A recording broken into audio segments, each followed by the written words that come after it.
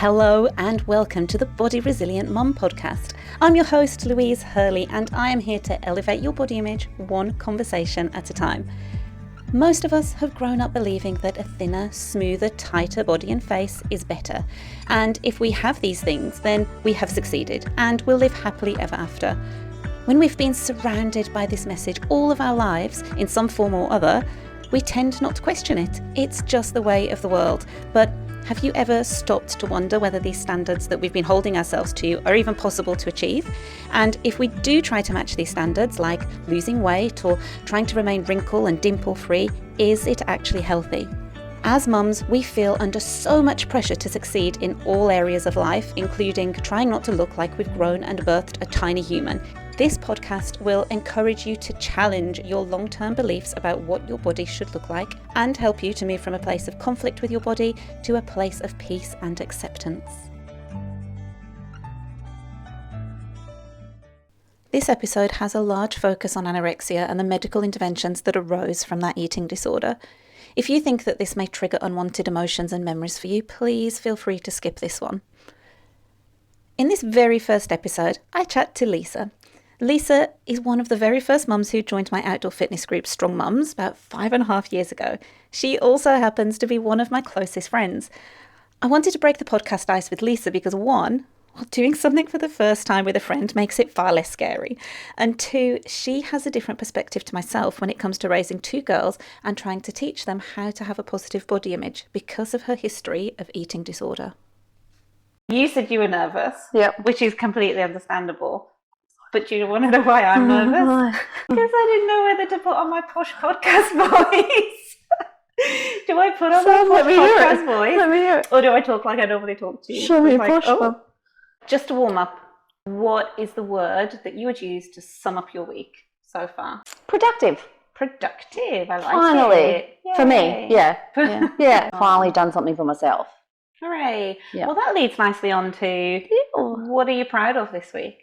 It could be something you've done, the girls, what are you proud of? I finally booked myself into a physio after... Hooray! I say 9 months, but you'll say it's 2 years. It's years. Good job. Lower back pain. And Hey. I finally made an appointment and I went. Nice work. Yes. Going into the weekend, we've got the week ahead of us. What's your one intention that you're going to take into the week? It could be health related, it could be social, it could be emotional, it could be to drink more water, get more sleep. Oh, that's not going to happen. The sleeping. To go to my follow-up appointment, as you go, Okay, good. And to listen to my body, not my head, and let myself stop if I need to. Oh, Instead I love it. That's so yeah, good for you. because I don't. I just do it and deal with it later. But so it's okay to stop sometimes. 100%. Yeah. Yep. Yeah. There's several reasons why I wanted you, Lise, as my first podcast guest.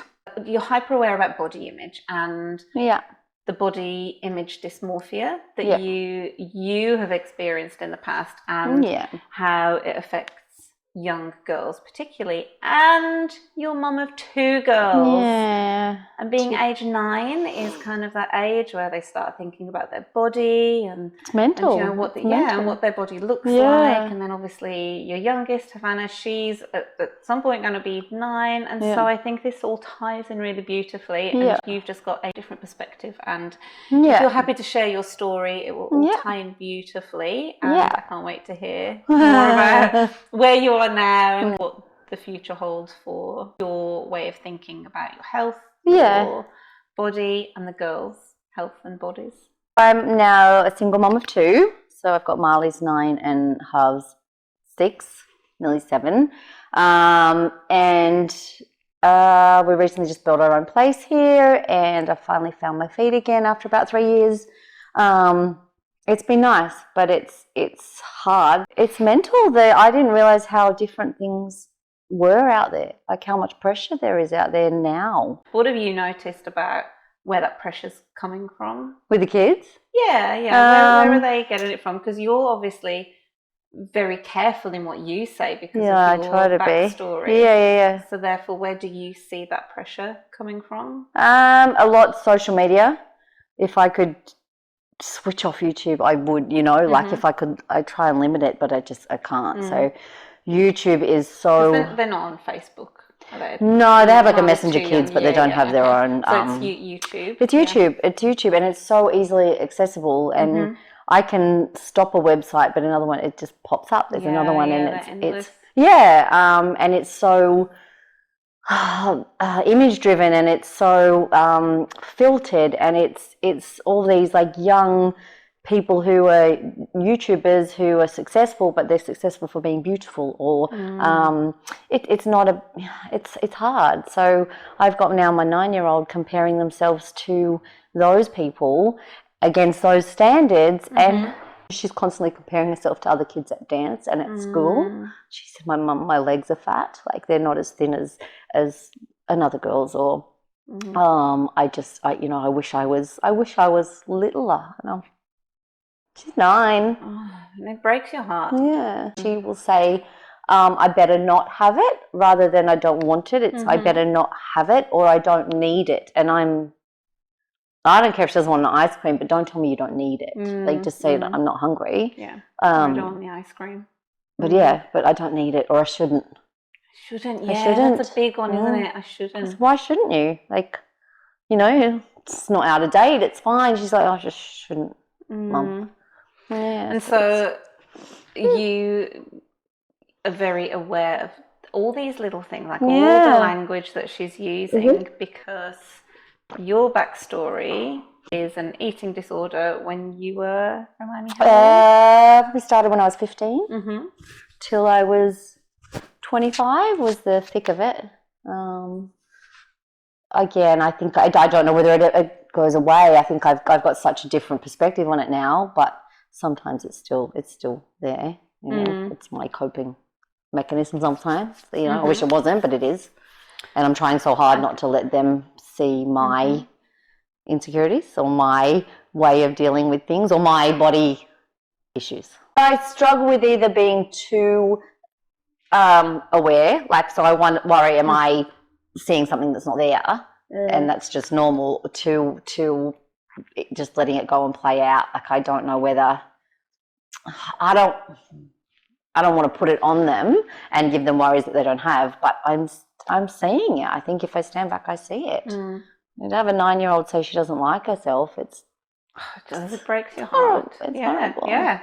Tell me more about, so going back, kind of thinking back to age 15, think about the way that you maybe used to think about yourself. And I've had about 10 psychologists trying to crack me on this one. I was always that kind of yes kid who was pretty, was kind of close to mum and dad. Like, I was always a high achiever. I was always push myself to do better. I never kind of rocked the boat. And I don't know, around sort of 15, 16, I was dancing. I kind of started dancing at 5, and I was still dancing at 15. And I don't know what triggered anything. I just remember needing to do a whole lot more, pushing yourself to be better, like whether that was study, dance, anything. And that was my, I think eating was a way of controlling my thing, like I don't... And at that age as well, you're not quite an adult, but you're not a child anymore, so no. You're trying to find those things that you can control. Yeah. So that was my way. Exercise and eating were my thing, and I was never going to be someone who it got out of control. I was never going to be someone who had an eating disorder that happened to other people. And then suddenly you find yourself in the middle of it, like it's Did you find that there were small behaviours? Sorry if I'm putting words into your mouth. Did you feel that there were small behaviours that crept in? Like it wasn't like you wake up one morning and go, I don't have an eating disorder. It would be like a behaviour, but that's fine because there'd be a reason for it, and then there'd be something else on top of that. But that's okay because I found when I lost weight, I guess I always consider myself a bit overweight. I never was, looking back now. but I got moved up into grades in ballet. Like I was that little bit thinner. You got praised for being that thinner. You were like, because we used to have pinch tests when I went through. They would like you'd have to. I'm not in the dance world. Hope to God that does not happen. No, they would, and then they'd be like, you need to go and see the dietitian or someone, and so you pinch tests. And then I got into the popular crowd at school as well, and that was more. I was like, oh, okay, this is kind of nice. So I was like a popular crowd, dance, and then that just kept kind of building till suddenly you didn't. It wasn't about the eating anymore. It was just it was more about because you were deciding what you wanted to do, and that was it. Like it's no one else could tell you what else to do, but you were getting all this praise because you were going so well. Till then suddenly people were worried about you, and you're like, hang on a minute, like. But why? Why? Yeah, you were building me up before I was fine, and I based so much on this other perception of myself, like it was. Felt good about myself for a while till you suddenly didn't. Did you feel that there was any fear around like reversing these behaviours? Like if I let go of what I was doing, like if I'd cut something out that day before, there was no way I was putting it back in because you dealt with it, you didn't have it anymore. So you're like, oh, I can exist on this now, so that's all that I need to do that way. And then you started to adopt these behaviours of either compulsive behaviours where you had to do things. I just remember my dad, it's that demon in your head. That demon in your head is saying you can't have something or you can't. It was just this rule, I couldn't finish anything. I wasn't allowed to, I had to do a certain amount of exercise a day or something bad would happen. You had all these kind of irrational fears and consequences if you didn't act out a certain behaviour. So I started to do obsessive compulsive type behaviours and things like that. So common. Eating disorders. Yeah. Because if you didn't do them, there was a consequences, which would be so unrelated. So I'd be like, unless I did 100 sit-ups, something was going to happen to my brother. Like it doesn't make sense, but it was. And then that ties back into the eating disorder. Then you've got to exercise. Or something else would happen. Like it was, And if you didn't exercise, and it was like, you're fat, you're lazy, like have a look at you. And I could look at myself within half an hour and have a total different perception of myself. Like I could have I'm okay today, and then the next minute would be yuck, like look at you. And you'd see it. It wasn't so it was, and you knew realistically it was half an hour, there's no difference. But it just... You know now. I don't know. I was stupid. But then, no, it was like, ugh, yuck, Yeah, it was constantly. And then how, if you don't mind sharing, then where did that lead? Kind of what happened? You from age 15 to... So that went on kind of through 15 to 18. I got to 18 at school. I didn't finish year 12 because I got admitted to hospital. With anorexia. With anorexia, I got put in a clinic in Chatswood. I think I went in there at 42 kilos. And I'm like 157 centimeters. So I went in at 42 kilos and I got down to 28 in a hospital. Yeah. So the hospital wasn't the... No. You were here to... you were there. It was just to be looked after. Yeah. But that wasn't the point of... This is where it all turns around. That sounds like it was almost the start of the worst part of your journey. That was, that was where you met so many other girls and women. Although I'd say there was one boy in the whole time I was there who was actually in there, that there was so many people. It kind of,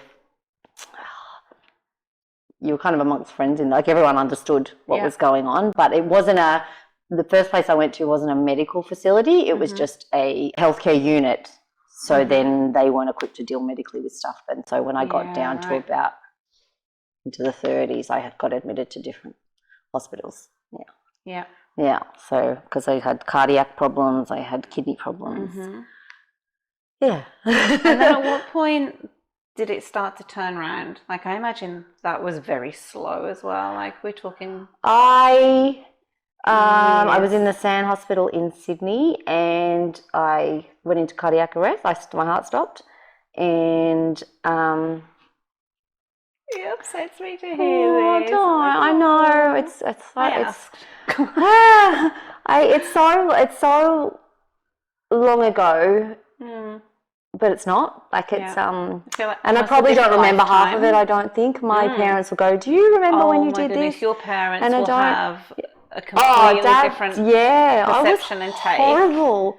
My heart stopped, and I remember when I came to, I just remember thinking, what am I doing? Like, what am I doing? That was when I was about 28 kilos, still smoking on a drip outside when I could at the hospital. It was that's horrible. Wow. That's to keep weight off, like to right, okay, tube in, IV, cigarette,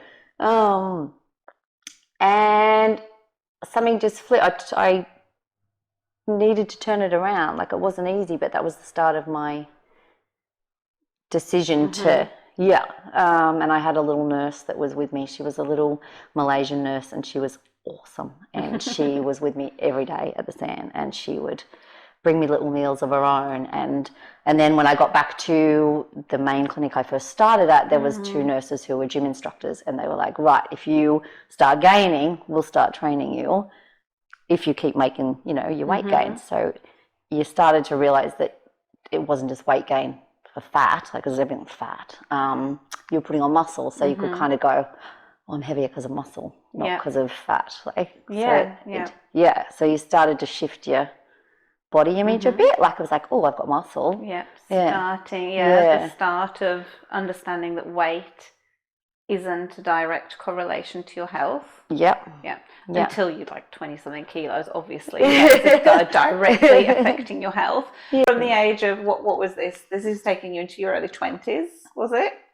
Yep, I was. And then got to leave hospital. I stayed there a year, and wow. So they told Mum and Dad 6 weeks. Oh, that's amazing. If she doesn't find it, and I just fought the whole way. Yep. I would be doing laps in the bathroom. Like, I would be anything. Run the stairs. Yeah.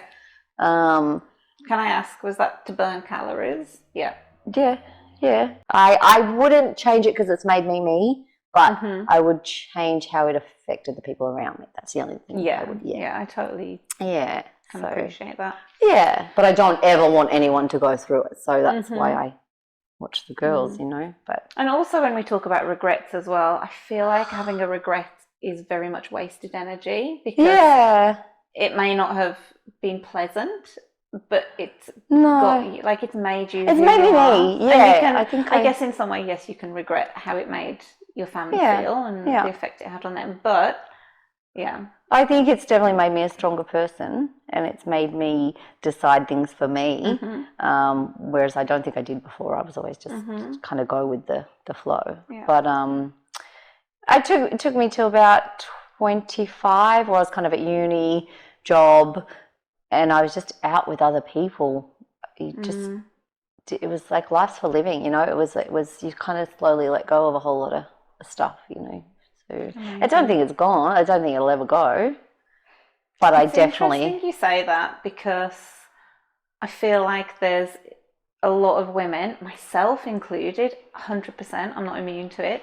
There's a lot of women who haven't had eating disorders, but can feel under pressure to try and look a certain way, and sometimes you can block it out and you can feel absolutely amazing about your body, and other times you'll see something, say on social media, or someone will make a comment and you can easily slip back into those. If someone says to me, oh, you look well, it's like, what does that mean? I look fat. Like, what does well mean? I know. I look fat. That's how you take it. You look well. Yeah. You look well. It's like, oh, must be fat. Like, you start. Yeah, that was my, oh, you look well. So Dad would be like, for God's sake, no one say she looks well. She's doing, like, there were so many things not to say, but that was, you look fat, That's how you perceived it. So not eating today, like, it was, because that was what I could control. I could stop that. So there's things that obviously people would say which would be taken massively out of context by you. But then there's the things that are very much like within context. So you've got like booty firming creams, and I don't know if that was a thing back then. I'm just thinking like off the top of my head. I used to wrap myself in cellar wrap. And sleep in it. Like you picked that up from somewhere. Yeah. That it was a thing. How uncomfortable was that? Was it really sweaty? It was horrible. I just don't think about it. Like a little sausage roll. Yeah, got to say. Where did it come from? I don't know. I grew up with 4 brothers, but my mum was beautiful. My mum, but she was always. She was never happy with her weight. Like she was never. I was just thinking the other night, like she wouldn't go swimming. Like she would never get in the pool. We had a pool at home, and she wouldn't get in the swimmers at home. She didn't remember that. Yep. She wouldn't get into swimmers or come to the beach because she didn't want to be seen in swimmers. Yeah. And she would wear these god awful tights, like elastic pants that go from your thigh to your tummy, like those step-ins, like she called them. Yeah. Pants, yeah. I can't think what she called. My tummy suckers or something she's called. Always under everything, right? And she would be at Weight Watchers, and that would really change how she was, like her mood was how she was going at Weight Watchers. Or I was going to put my mum say PT hat on and just say that wearing those suck it in tummy pants, like tummy control pants all the time, it's so bad for your pelvic floor. Is it? Well, if you think like that pressure is pushing inwards, where's that pressure going to go? Down. Oh. Yeah, on your pelvic floor. Well, you might not be able to breathe properly, but also like it's going to go down. Yeah. So that constant pressure from the inside pushing down on pelvic floor, because there's pressure from the outside pushing your tummy in. But she would always come home. She used to go to Weight Watchers every week. And so like the day before Weight Watchers would be, she would not eat anything and or be very conscious of how much she could eat. Yeah.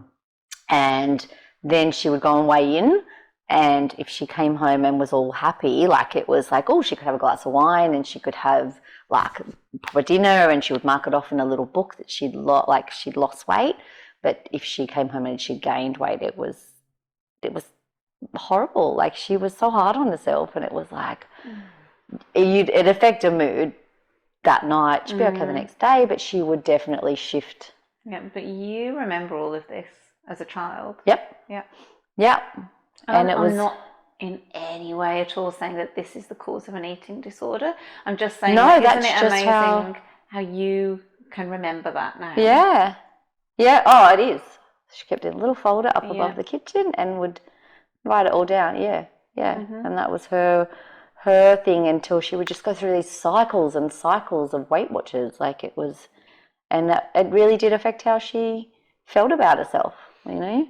Yeah, so much so that you haven't got those memories. She hasn't got those memories of being in the pool, having fun with you guys. No. Yeah. No. Do you think it affected your brothers? Like, do you think they'd remember the same stuff that you remember about your mum? Weight Watchers and the way that she felt about herself? Oh, they went to boarding school, so they're probably... No,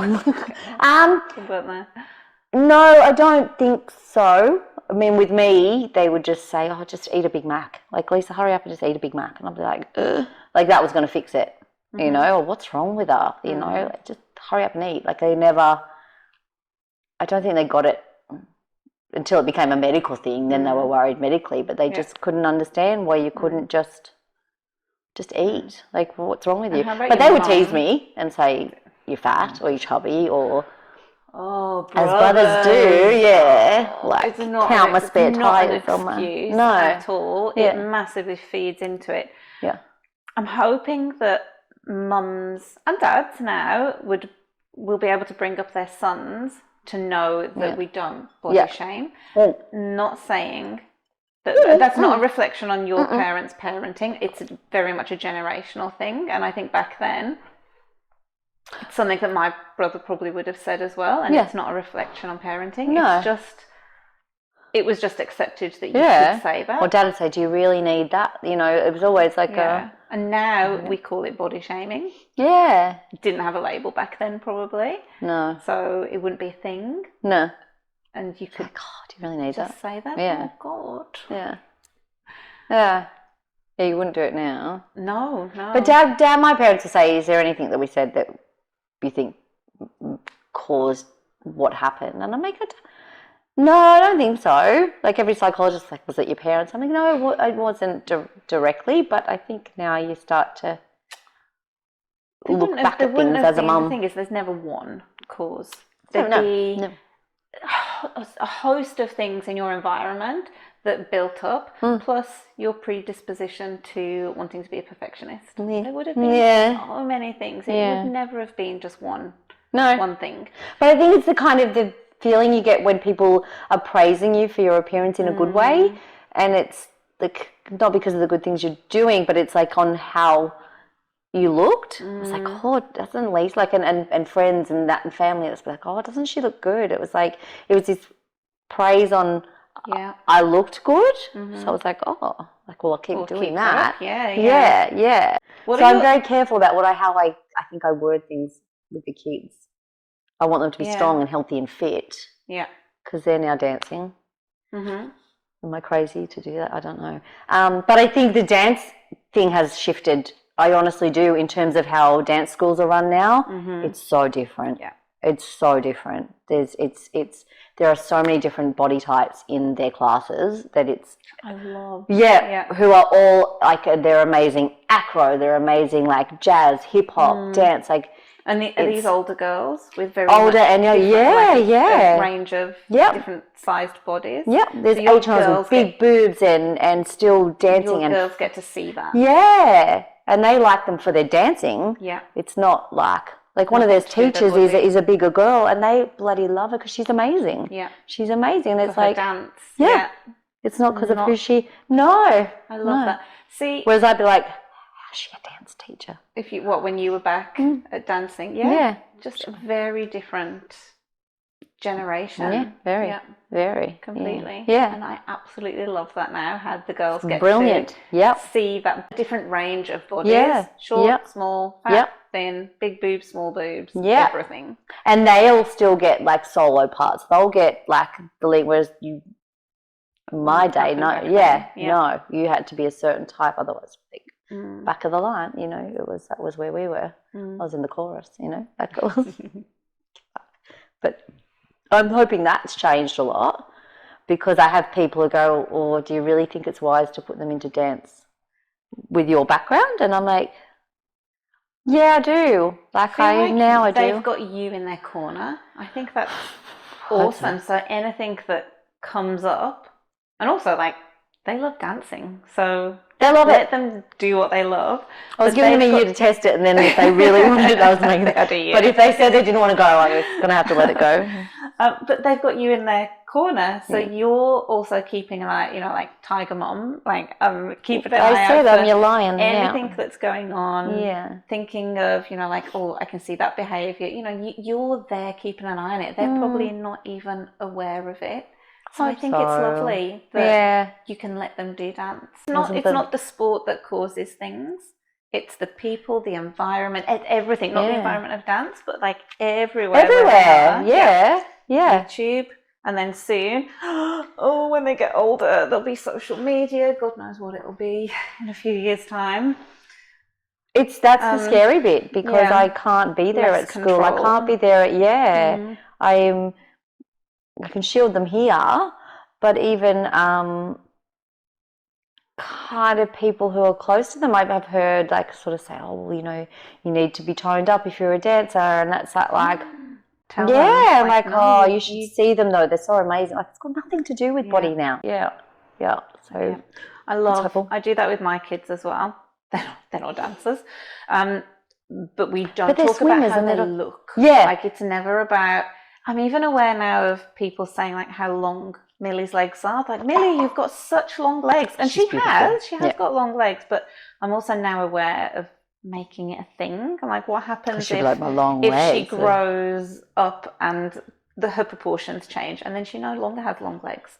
how's she going to feel about Sure, that? yeah. Like, will she feel like her body's not good enough anymore? So I've gone that farther. I'm like, we're just not even going to mention long legs. I can tell them how amazing they are, what wonderful friends they can they do. are. Yep. Yeah, what amazing swimmers they are. Yeah. And all of that without focusing on what her body and Isaac as well, what his body looks like. Yeah. Yeah. Yeah. It can be really hard, but that's the focus. It is hard because I still, as a mum, you do kind of watch and compare, and I'm like, is she all right? Is she? You do want to have little happy, healthy people, and at the same time, it's like, am I giving them too much sugar? Am I not giving them it because I'm having a bad day? And do I cut their stuff out, like because of the no? And I hope I don't do that. I think I'm easy as a mum. But it's that balance to now, like, am I screwing them up because of my things, or am I hopefully changing it? I hope. They know a little bit of what I've gone through, and that's good and bad because so they can either run with it and make it a thing. But I think I'm hoping that they realise nothing's off topic to talk about, like, and especially with image or how you feel, or your feelings around food, or your feelings around fitness and body type. Like, I want them to know that it's up for discussion. Like, I don't want them to sit there and try and handle it themselves, because that's what I did. Yeah. I think I was trying to just deal with it because Mum was busy, Dad was busy, and we all get busy, but I just want them to know that I'm there to listen, like, whether it's the stupidest thought that's come into their head or they're worried about something. It's not. I said to Moo, you can tell me the stupidest thing you ever think that comes into your head. I said, because chances are, Dylan, I've probably either done it or thought it. Like, it's true. Like, it's not, she goes, really? I went, yeah, like, try me. Like, she goes, what have you done? So I think honesty, which when I grew up, it was very, I don't think I had that closeness with my mum. I love her to death, but I didn't. Of course, yeah. I didn't have that closeness. So I think I'm more determined to try and have that with my kids. Yeah, I clashed with Mum for ages. But I don't want that. So. I think we'll always get those moments of clashing, don't we? But you can reflect on... Because they're mini you. Yeah. Because you can reflect on your parents and what you needed, and you can learn from that and offer it to your kids. Yeah. And then going back to your history of an eating disorder, you have got that extra layer of, this is what I needed when I was that age, and this is what I'm going to offer. So they'll be amazing parents to their like. Someone said to me once, she feels that the generations are always going to get better. Yeah. If you've got that reflection, if you can reflect on what didn't work for you when you were a child, and what you needed, and you offer that to your children, the generations are just going to get better. I'd like to think that we are the perfect parents. See, you can't get better than that. Absolutely. Hit the ceiling. Yes, but I think the outside influences are going to get harder. Yeah. That's what I think. Because I didn't have YouTube. I didn't have filters. I didn't have, like, we had an internet brick of a Nokia phone that was like your first. We didn't have those, and it came in. It was more probably Vogue, magazines, things like that. Clio, Cosmo. Harder to get though. Yeah, you had to leave the house to go and get it. Yeah. But this is it's everywhere, and so I think it's only going to get more so. No one looks normal anymore. You don't know what normal is anymore. Yeah, I agree. I don't know what normal is anymore. Like and even videos. So the videos can be edited to make your body look smaller. Yeah. So it used to be only pictures, and you could tell they were really bad. You cannot even tell now. Yeah. So the videos. And then just like you thought things going to get more scary, you've then got AI. So the images aren't even of a real person. Yeah. You're like, well, how are we ever going to live up to that? So that's your standard now, that's what worries me. Yeah, about where this is going, and I feel like I'm resilient enough to bounce back from that. as in like in my body image. Like I know if I don't look like that person, that's fine because that's them or that's an AI. Because you've gotten there, like you, God, it's taken years. Like this is within the past couple of years that this has turned around for me. I've gone from being a young teenager through to young adulthood and 30s, early 30s. Mum changes you because it's not just about you anymore. Yeah. You know? Yeah. So I think that's the biggest let go that I had is because I had to be there for my kids. So, I still wanted to look good and be healthy and within that certain thing, but it was more about looking after those little babies, you know, it still is, I think. I think as they grow up, you come back to yourself again, because now I'm getting back to where fitness is for me and things are for me. How do you feel that that's different now? So you've come back to you. Obviously, you're still there for your girls, they're your world. Yeah. But you've got some more time to come back to you. Yeah. How is that different from pre-children now? So how is your way of thinking about where fitness and food and everything fits in? Is that different now to pre-children? Yeah, I need to be healthy and strong for them. Like, because I'm not going anywhere for them, you know, I'm not leaving them. So I need to be there for them. I think when I was younger, it was all, I don't know, you fit in with the crowd, you had to be a certain way. It was so body image driven in terms of how you looked. That was how you were judged, was on your appearance. Whereas now it's how much I can do to stay healthy and look what I can do with my body and look how showing them what I can do. I mean, they watched me at that CrossFit, Harv watched me at CrossFit and I was like, oh, can you do that, Mum? Like it was, kills me next day. I can't walk tomorrow, but yeah, I can. So she's like, oh, my mum can do that. And it's so strong. Yeah, that gives me a kick that it's like I am for them what you can do, you know. How awesome is that as well? That she said that's what my mum can do. That's what my mum can do. That's what my mum looks like. Yeah. Nothing about how you look. Yeah. She's like, that's what my mum. That's what mum can do. Yeah. Yeah. But that's, I think, important for them to see as well, because it's not. And I try not to take too long to get ready when they're here, when they're not here. Different. Because I don't want to obsess over how I look, or you know, I think I'm more conscious that way. Definitely. Yeah. And sometimes I just don't care anymore. Like it's sort of I don't own a set of scales anymore. Yeah. I cannot, like that's no, because that's it's such a mind. Yeah. But yeah. Do you feel that's a spiral for you? Like if you start, if I see a number, weighing, even when I was pregnant, I didn't want to know what I weighed. Like at the end, before you went into theatre or whatever, I was like, oh, I'm happy not to know, because otherwise I would focus on that number. And now it's just what I go by my clothes. I go by just how I feel. Everyone has their up and down days, but I know that's just an up and down day. It's not a. It's not me going, oh, I've lost it. You know, I've lost control. It's just you have your days. You know, and I think I'm so much more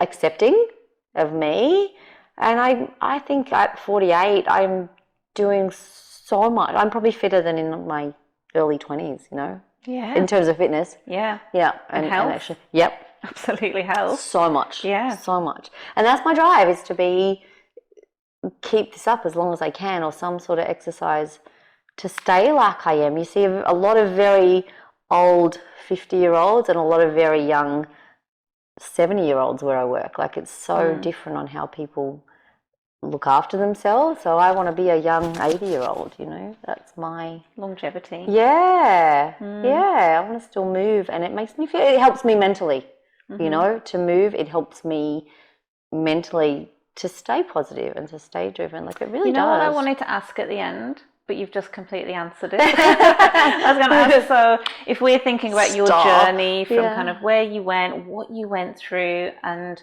how you are to now, it's like, where would you say you are now? And you have just summed that up so beautifully, and I love it. I'm happy. Like I'm happy with, I have beautiful friends. I have the most amazing family. I'm finally in a place where with myself and my girls, we're secure. We're like, I'm starting to plan things now for the future, and I'm happy with me. You know, I think you let go of things that used to mean so much and were so superficial. It doesn't count now. Like, it just doesn't. Different perspective. Yeah. I want to harness that for my children. I want to get the perspective that I have now on my body, give it to them now. And I want them to take that throughout life. I don't want them to go through all the shit and the hard stuff, which they will, but I don't want them to. I don't want them to see them get body image disappointed and in themselves and their body, insecure and no. I watched Marley with the group at dance the other night, and she was just laughing and happy and running around. Like, it was so beautiful to watch. I'm like, I'm crying. But it just was so nice to see inclusive rather than criticism. I think I grew up with criticism and technique driven and what you weren't rather than what you can be or what you can do. It was what you were not. She didn't have any of that self-consciousness. Just free. It's just, I'm so shit, you know. That's amazing. Being able to be so free and watching her. So nice. Just thinking about it. I hope it stays like that. But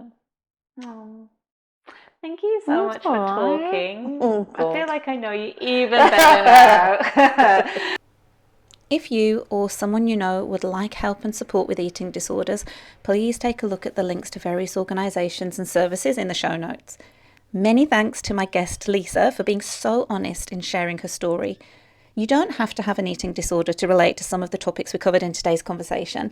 If there's one thing I want you to take away from this episode, it's that our behaviour as parents around dieting and our bodies has a big impact on the way that our children feel about their own bodies.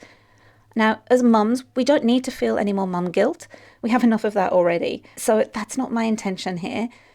There's usually not one single cause to someone experiencing a negative body image. It's a multitude of layers in their environment, which are often things we as parents can't control. I'm thinking social media, for example. But if the one thing we can control is the example that we set to our children in terms of how we think and behave towards our bodies, then we need to get it right. If you've enjoyed what you've heard, make sure you hit follow wherever you listen to your podcasts, rate and review so that more mums can start to challenge societal norms when it comes to what their body should look like. For further information on what I've covered in this episode or to connect with me in person, head to the link in the show notes. You'll also find the link to enrol in my online course, The Body Resilient Mum Project. Until next time, bye for now.